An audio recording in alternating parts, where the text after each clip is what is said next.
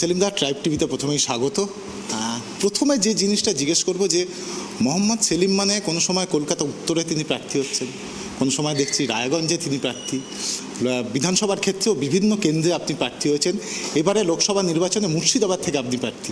এই যে কেন্দ্রগুলোকে বদল করে আপনি সারা রাজ্য জুড়ে এই যে প্রার্থী হন, এটা কেন?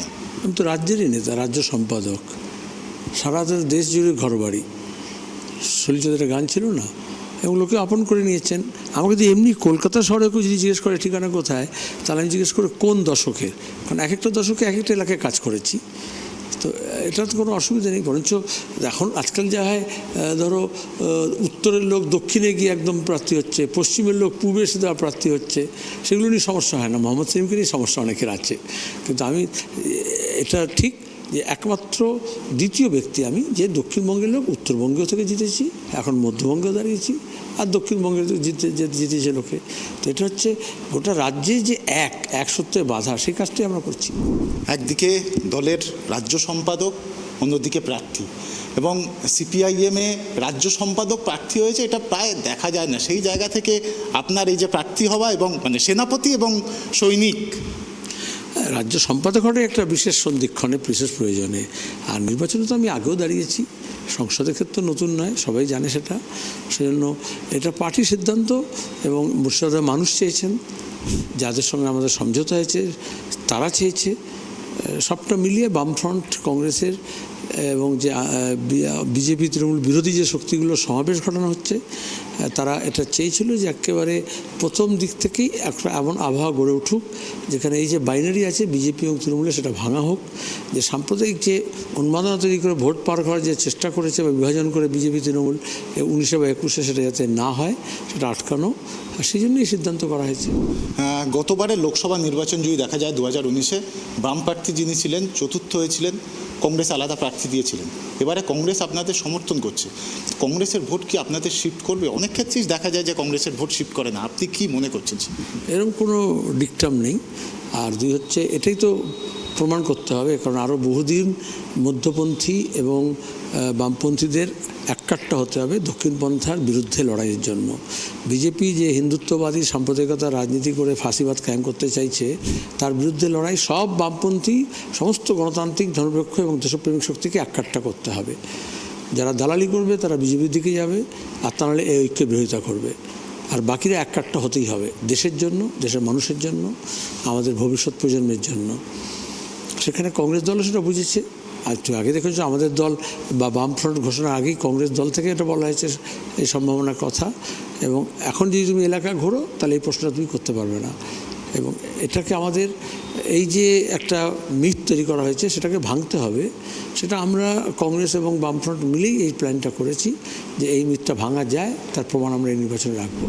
বামপন্থীদের ভোট যেমন কংগ্রেস দল এবং কংগ্রেসের ভোট বামপন্থীরা পাবেন, এবং তাদের কর্মীরা কাজ করবেন একসঙ্গে। এখন তো কাডার মোবিলাইজেশন একসঙ্গে হচ্ছে, ওয়ার্কার্স মোবিলাইজেশন একসঙ্গে। বরঞ্চ তুমি এটা দেখেছো, এবারে কোনো নেতাদের মধ্যে কোনো বৈঠকই হয়নি, দেখেছো কি করে?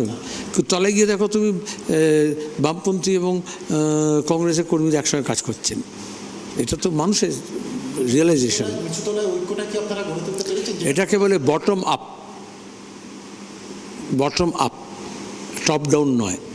বামপন্থীরা এই বটম আপ ফর্মুলায় বিশ্বাস করে।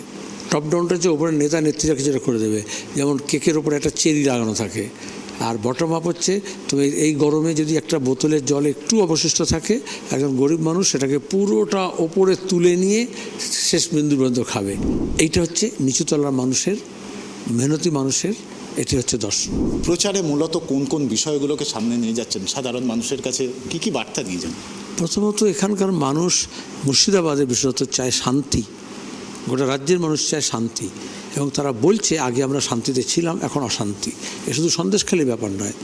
তারপরে মিথ্যা মামলা, এনডিপিএস কেস, পানি কেস, ওই যে বলতো না গাঁজা কেস দিয়ে দাও, এরকম মুর্শিদাবাদ, কুচবিহার, উত্তর দিনাজপুর, দক্ষিণ দিনাজপুর, মালদা, বীরভূম, দক্ষিণ চব্বিশ পরগনা, উত্তর চব্বিশ পরগনা, নদিয়া অসংখ্য জায়গা আছে যেখানে দাঁড়িয়ে এসপি ডিএসপিরা আইসিরা মিলে তৃণমূলের কথায় তৃণমূলের প্রয়োজনে এখনও এই ভগবানগুলো কদিন আগেও ভয় দেখাচ্ছে যে কংগ্রেসের যিনি প্রার্থী আছেন প্রধান আছেন তার বাড়ির লোকজনকে এইসব মিথ্যা মামলায় জড়িত হবে।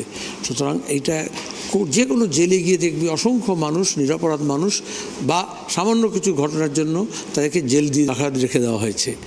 এই বন্দিদশা থেকে মুক্তি চাই, ভয়ের যে বাতাবরণ আছে তার থেকে মুক্তি চায় মানুষ। আর তার সঙ্গে উপরি পাওনা হয়েছে হিন্দু মুসলমানের দাঙ্গা হাঙ্গামা একটা পরিস্থিতি তৈরি করা। বিজেপি তৃণমূল তার দোসর হয়েছে বিভাজন রাজনীতির জন্য। সে সাম্প্রদায়িকতা মুক্ত বাংলা যেটা সম্প্রীতির বাংলা, এবং মুর্শিদাবাদ সেই সিনথেটিক কালচার সম্প্রীতির একটা পীঠস্থান। নদিয়া, মুর্শিদাবাদ, মালদা এগুলো হচ্ছে যেখানে জাত পাত ধর্মবর্ণ দেখে রাজনীতি হয়নি, অতীতে হয়নি। তৃতীয় হচ্ছে বেকার ছেলে মেয়েদের কাজ। যেখানে যাচ্ছি ঘরে ঘরে সব পড়াশোনা করা বা অল্প শিক্ষিত হোক, দক্ষ হোক অদক্ষ হোক শ্রমিক, যারা এ রাজ্যে কাজ নেই তাদের কাজের প্রশ্ন আছে। আর একটা যেটা হচ্ছে এই যে দুর্নীতি, কাজের সঙ্গে এটা যুক্ত। দুর্নীতি, মিথ্যাচার এবং দুষ্কৃতির যোগ, সেটার বিরুদ্ধে যে লড়াই, মানুষ বামপন্থীদের দিকে আরও বেশি আকৃষ্ট হয়েছেন। ইলেকট্রাল বন্ড সেটা আরও পরিষ্কার করে দিয়েছে বিজেপি তৃণমূল কীভাবে কর্পোরেট টাকা নিয়ে তাদের এই রাজনীতি করছে। আর মুর্শিদাবাদ বিষয়ত হচ্ছে নদী ভাঙন, তার সঙ্গে হচ্ছে সীমানা এলাকায় নানান সমস্যা, চাষবাসের চাষি যারা করে, ব্যবসা বাণিজ্য যারা করে, তাদের যারা বসবাস করে তাদের সমস্যা। রাজ্য সরকার এবং কেন্দ্র সরকার মিলে যে বর্ডার ম্যানেজমেন্ট করার কথা সেটা করে না, সেখানে গরিব মানুষের কথা শোনা হয় না, স্মাগলিং হচ্ছে। তো গ্রামবাসী করে যদি কুটুম আসে তার উপর সন্দেহ করা হয়। যোগাযোগ খুব কঠিন। পূবের দিকটা আমাদের রাজ্যেরই পূব দিকে ঘেঁষা এলাকায় শিল্পাঞ্চল হয়নি, শিল্প হয়নি, রাস্তাঘাট হয়নি, সেখানে যোগাযোগ হয়নি। যে বাসগুলো চলতো সে বাসগুলো এখন বন্ধ। রেল লাইন হয়নি, এগুলো ব্রাঞ্চ লাইন সাইডে চলে গেছে। সেখানে দাঁড়িয়ে রানাঘাট থেকে দক্ষিণে শিয়ালদা থেকে যে গাড়িগুলো কৃষ্ণনগর হয়ে বহরমপুরে যাচ্ছে বা উত্তরে যাচ্ছে, এখন আমাদের দরকার কৃষ্ণনগর থেকে করিমপুর, তার সঙ্গে দাঁড়িয়ে জলঙ্গি, ডোমকল, ইসলামপুর থেকে আবার বহরমপুরে আসা, আবার তারও উত্তরে গেলে ভগবানগোলা, লালগোলা হয়ে জিয়াগঞ্জ, আজিমগঞ্জ হয়ে মেইন লাইনে গিয়ে আবার ট্রেন যুক্ত হয়। তাহলে উত্তরবঙ্গ এবং দক্ষিণবঙ্গের জন্য একটা তোমার অল্টারনেটিভ রুটও হবে, আর বহরমপুর আসার জন্য কৃষ্ণনগর থেকে অল্টারনেটিভ রুট হবে। তার সঙ্গে মানুষ সাধারণভাবে আরও বেশি, যেহেতু যাতায়াত বেশি করেন মুর্শিদাবাদে ব্যবসা বাণিজ্য কাজের ক্ষেত্রে, রোগ ভোগ চিকিৎসার জন্য, তাদের জন্য বিকল্প ট্রেনের ব্যবস্থা করতে হবে, ট্রেন লাইন ব্যবস্থা করতে হবে। একটা জিনিস আমরাও আজকে বিভিন্ন জায়গায় ঘুরে দেখছিলাম, যেটা যে পানীয় জলের খুব সমস্যা রয়েছে। ক্ষেতের সেখানে যে চাষের ক্ষেত্রে যে জলের প্রয়োজন, সেই জল পাওয়া যাচ্ছে না। মানুষ ভাগ চাষি তারা নিজেদের পয়সায় জল নিয়ে আসছে, সেই খরচা করে যে পয়সা, সেই পয়সা তারা ফসল বিক্রি করে পাচ্ছে না। রসুন যারা ফলাচ্ছে সেই রসুনের সেই অর্থে দাম পাচ্ছে না। এই ধরনের একাধিক সমস্যা রয়েছে। পরিযায়ী শ্রমিকের সমস্যা রয়েছে। এখানে যেটা প্রশ্ন সেলিমদা, যে আপনারা তো এত বছর ক্ষমতায় ছিলেন রাজ্যের ক্ষেত্রে, এবং আপনাদেরও এখান থেকে সাংসদ ছিল, তাহলে এই সমস্যার সমাধানগুলো সেই সময় কমানো গেল না কেন? তুমি যখন গেছো তখন তো একটু গভীরে যে কথাটা শুনবে, তাহলে আমাদের সময় যে সেচের ব্যবস্থা ছিল ওটা তুলে দিয়েছে। নদিয়া মুর্শিদাবাদে যে সাবমার্সিবল পাম্প দেওয়া হয়েছিল, তার থেকে যে জল তোলা হচ্ছিল, জলের স্তর নিচে নেমে যাচ্ছে। সেচের যে কিছু ক্ষুদ্র মাঝারি সেচের যা ব্যবস্থা ছিল তছনছ করে দিয়েছে। জলাধারগুলোকে, জলাশয়গুলোকে সব বুঝিয়ে দেওয়া হচ্ছে। পাট ভেজানোর জল নেই, যেখানে নদী আছে সেখানে জল শুকিয়ে গেছে। সীমানাবর্তী এলাকায় যে নদীগুলো আছে সেগুলোকে মেরে ফেলা হয়েছে। তাহলে দুই দেশের মধ্যে কথাবার্তা বলে নিয়ে জলের ধারাটা প্রবাহিত করতে হবে। যেখানে আগে নদীপথে লোকে যাতায়াত করতো, নৌকো চলতো, ব্যবসা বাণিজ্য হতো, সেসব নদীগুলো মরে গেল কেন? তৃতীয়ত হচ্ছে তোমার কি পানীয় জলের সংকট। সবচেয়ে বড় তো দুর্নীতি হয়েছে এই যে যেমন কোনো ঘরের টাকা নিয়ে, 100 দিনের কাজের টাকা নিয়ে, কিন্তু গ্রামীণ পানীয় জল সরবরাহ নিয়ে। আর্সেনিক মুক্ত এলাকাগুলোতে সেখানে আর্সেনিক মুক্ত জল সরবরাহের জন্য কোটি কোটি টাকা খরচ হয়েছে। একবার পাইপ বসাচ্ছে, একবার পাইপ তুলছে, কিন্তু মানুষ সেই ট্যাপ ওয়াটার পাচ্ছে না। মোদি নিজে বলেছিলেন যে তো নলবাহিত জল সব জায়গায় যুক্ত করে দেওয়া হবে, গতবারই প্রতিশ্রুতি দিয়েছিলেন। তাহলে যে দুর্নীতি হলো এখানে, সবচেয়ে বড় দুর্নীতি এখানে গ্রামীণ জল প্রকল্পে যেটা করেছে গ্রাম উন্নয়ন দপ্তর, সে নিয়ে কোনো তদন্ত হলো না কেন?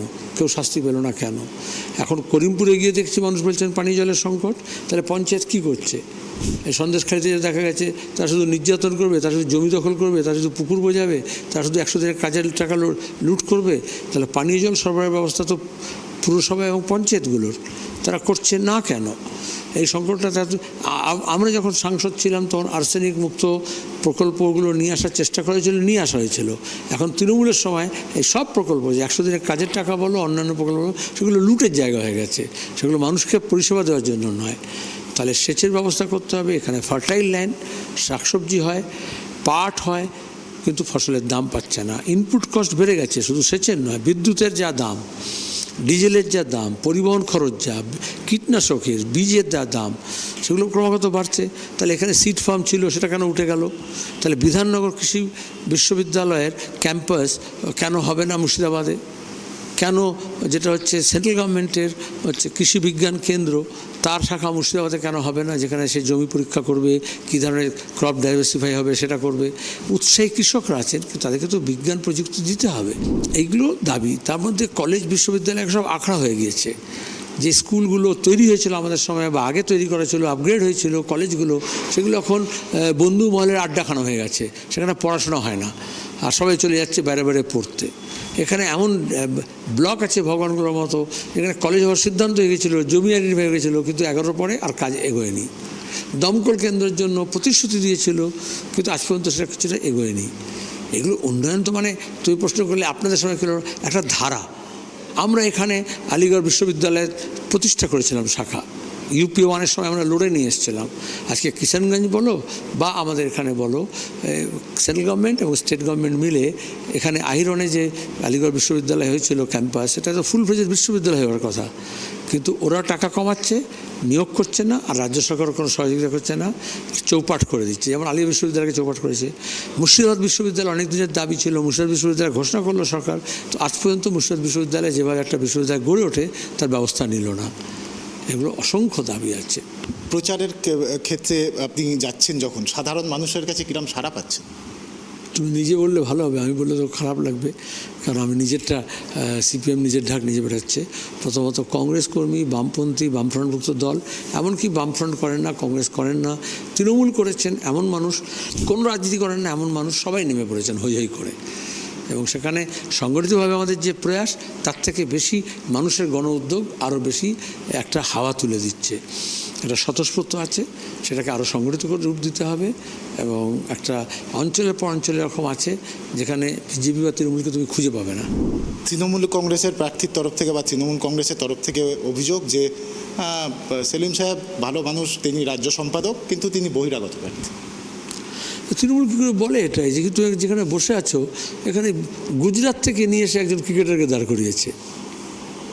নরেন্দ্র মোদী গুজরাট থেকে এসে বেনারস দাঁড়াতে পারেন, আর মোহাম্মদ সেলিম মুর্শিদাবাদ দাঁড়াতে পারেন না। এগুলো সব তৃণমূল বলছে জানে, কয়েকটা মিডিয়া সব প্রশ্ন তোলার চেষ্টা করেছে, কিন্তু লোকসভা নির্বাচনে তোমার গিয়ে ধরো রাহুল গান্ধী তো ওয়াইনাডে গিয়ে দাঁড়িয়েছে। তো এটা দেশের সংবিধান, এটা দেশের গণতন্ত্র। আমি যে গিয়ে উত্তরপ্রদেশে দাঁড়াইনি, তা তোমরা কী বলতে? কারণ দরকার হয়নি। পশ্চিমবঙ্গে মানুষ, মুর্শিদাবাদের মানুষ খুব ভালোভাবে জানেন মোহাম্মদ সেলিম কেন দাঁড়িয়েছেন। তাদের আগ্রহ ছিল অনেক বেশি, তাদের প্রয়োজন ছিল, তারা মনে করেছিলেন যে মুর্শিদাবাদের দাবি উত্থাপিত হোক পার্লামেন্টে, এবং সেখান থেকে তাদের হক কেড়ে নিয়ে আসা হোক, কলকাতা থেকে হোক বা দিল্লি থেকে হোক। এখানকার মানুষের বিরত যৌবনের, ছাত্র যুবদের শিক্ষার প্রশ্ন, স্বাস্থ্যের প্রশ্ন, যোগাযোগের প্রশ্ন, সেগুলো যাতে পার্লামেন্টে গিয়ে শুধু গুঞ্জন তুলবে তা নয়, সরব হবে শুধু তা নয়, সেখান থেকে কেড়ে কুড়ে নিয়ে আসবে তার অধিকার। এই জন্য দাঁড়িয়েছি। আর যারা মুর্শিদাবাদকে চায়নি এগিয়ে নিয়ে যেতে, তাদের এই প্রশ্নটা হচ্ছে। তাই দেখো তো সাংসদ ছিলেন 5 বছর, তার আওয়াজটা শোনা যায়নি কেন পার্লামেন্টে?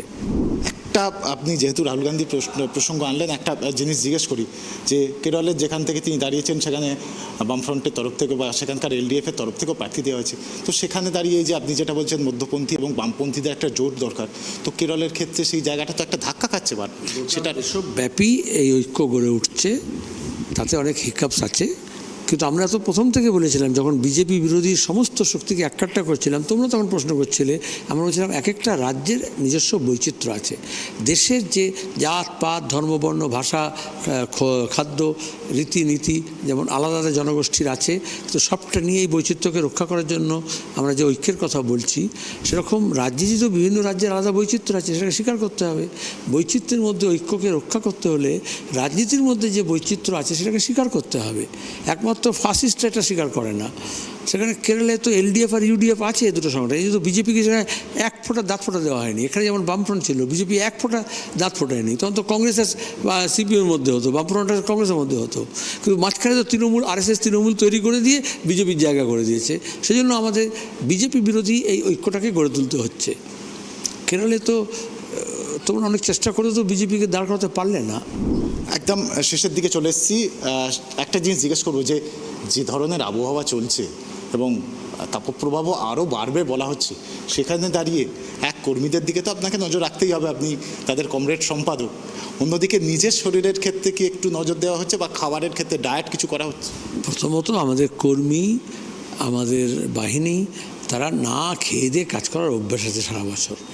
আমি বরঞ্চ এই রোড শো বিশাল মিছিল এগুলো করছি না, কয়েকজন কর্মী নিয়ে একটু পাড়ায় বাজারে দোকানে ঘুরে নিচ্ছি। অনেকে বলছে তো হাওয়াটা আপনি করেছেন, না লোকে চাইছে যে আপনাকে আরও কাছে পেতে, আমাকে সেটা যাচ্ছি। আর আমার ক্ষেত্রে তুমি জানো, সারা বছর ধরে এই কাজ করি, এমপি থাকলে এমএলএ থাকলে মন্ত্রী থাকলে বা কিছু না থাকলেও পার্টি সম্পাদক হিসেবে বা যুব ফেডারেশন হবে। সুতরাং আমার ক্ষেত্রেই অসুবিধা নেই, তার জন্য আলাদা ডায়েট। এগুলো সব শৌখিন নেতাদেরকে জিজ্ঞেস করো বা সেলিব্রিটি যাদেরকে করা হয় তাদেরকে জিজ্ঞেস করো, নায়ক নায়িকা গায়ক গায়িকাদের জিজ্ঞেস করো, যারা অতিথি শিল্পী তাদেরকে জিজ্ঞেস করো।